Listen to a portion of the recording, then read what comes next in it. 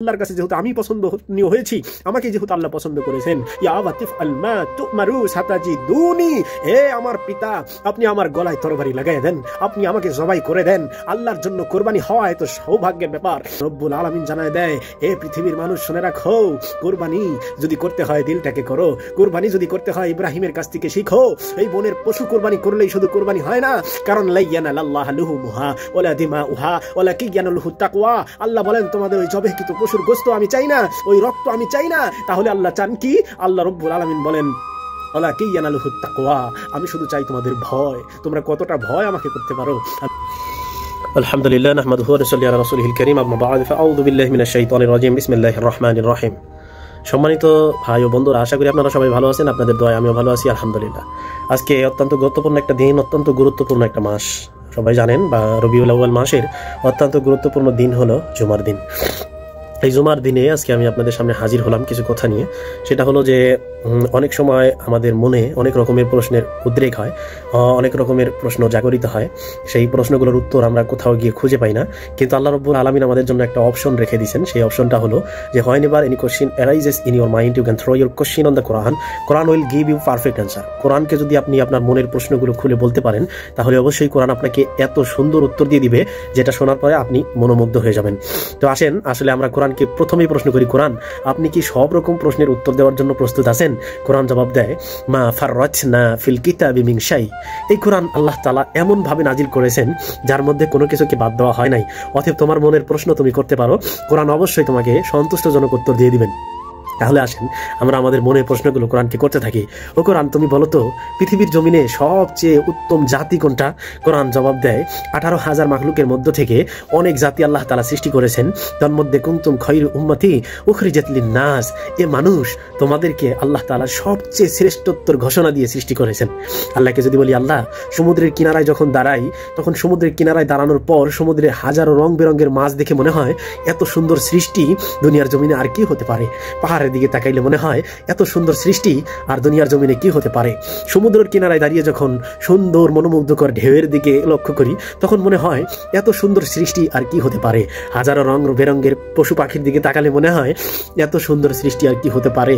কিন্তু আশ্চর্যের বিষয় হলো, কোরআন বলে 18,000 মাখলুকের মধ্যে, অসংখ্য অগণিত সৃষ্টির মধ্যে আল্লাহ রব্বুল আলামিন বলেন, এই পৃথিবীর মানুষ, লাকাদ খলাকনাল ইনসানা ফি আহসানি তাকওয়িম, মানুষ তোমাকে যত সুন্দর করে বানানো হলো, পৃথিবীর অন্য কোনো সৃষ্টিকে এত সুন্দর করে বানানো হয়নি। এবার আল্লাহকে যদি প্রশ্ন করি, আল্লাহ মানুষকে আপনি শ্রেষ্ঠ করে তৈরি করলেন, আবার এই মানুষকে আপনি সুন্দর করে তৈরি করলেন, এর পিছনে কি কোনো কারণ আছে নাকি আপনি এমনিতেই বানালেন? আল্লাহ রাব্বুল আলামিন বলেন, there is the reason behind it, অবশ্যই এর পিছনে কিছু কারণ আছে। আল্লাহকে বলি, আল্লাহ তাহলে কারণগুলো কি আমরা জানতে পারি? আল্লাহ বলেন, আফাহাসিবতুম আন্নামা খলাকনাকুম আবাসা ওয়া আন্নাকুম ইলাইনা লা তুরজাউন, বেহুদা মানুষ তোমাকে বানানো হয় নাই, বেহুদা তোমাকে সুন্দর বানানো হয় নাই, বেহুদা তোমাকে শ্রেষ্ঠত্বর ঘোষণা দেওয়া হয় নাই। এবার আল্লাহকে যদি বলি, আল্লাহ তাহলে কেন আপনি এত সুন্দর করে শ্রেষ্ঠ জাতির ঘোষণা দিয়ে বানালেন? এর কারণ কি? কেনই বা জন্ম দিলেন, কেনই বা মৃত্যু দিলেন, কেনই বা জন্ম মৃত্যুর মাঝখানে একটু সময় দিলেন? আল্লাহ রাব্বুল আলামিন বলেন, আল্লাযী খলাকাল মাউতা, আর আমি তোমার সৃষ্টি করলাম মরণ, আমি তোমার সৃষ্টি করলাম জীবন। কেন সৃষ্টি করলাম জানো? লিয়াবলুয়াকুম, তোমাকে পরীক্ষা করার জন্য। আইয়ুকুম আহসানু আমালা, তোমার ভালো কাজ, তোমার উত্তম কাজগুলো দেখার জন্য।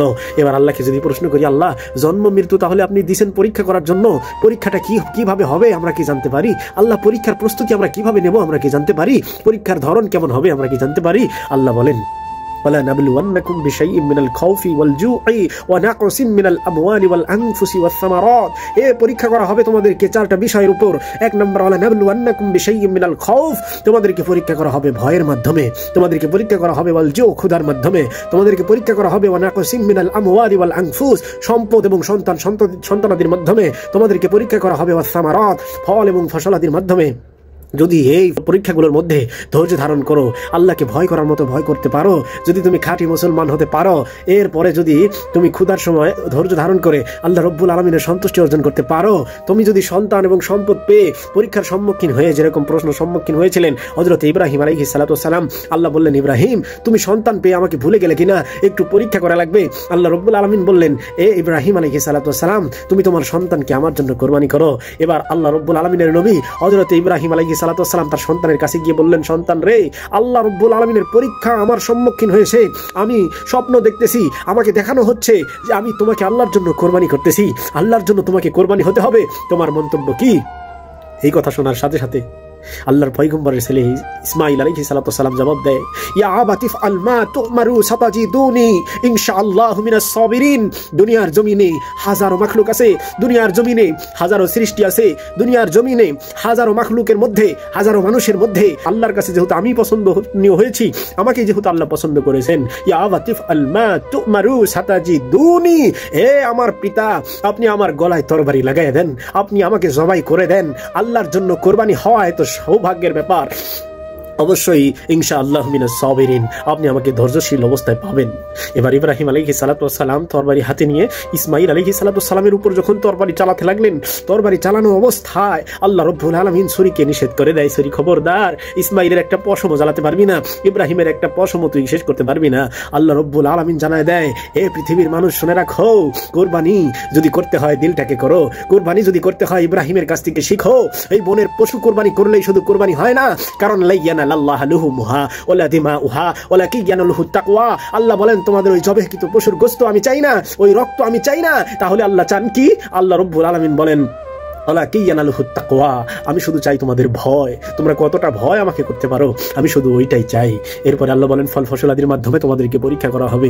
যদি এই পরীক্ষাগুলোর মধ্যে ধৈর্য ধারণ করে যদি তুমি ধৈর্যশীলদের পরিচয় দিতে পারো, অবশ্যই সাবিরিন, ধৈর্যশীলদের সাথে অবশ্যই আল্লাহ আছেন।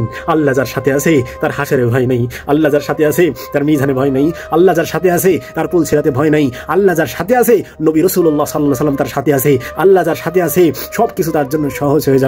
এজন্য ও দুনিয়ার মুসলমান, যদি কোরআন চিনে, কোরআন বুঝে, কোরআনকে আঁকড়ে ধরতে পারি, তাহলে পৃথিবীর আর কোনো পরাশক্তি আমাদেরকে বিভ্রান্তি করতে পারবে না, আমাদেরকে সহজ সরল সঠিক পথ থেকে বিতাড়িত করতে পারবে না। ধন্যবাদ। আসসালামু আলাইকুম ওয়া রাহমাতুল্লাহি ওয়া বারাকাতুহু।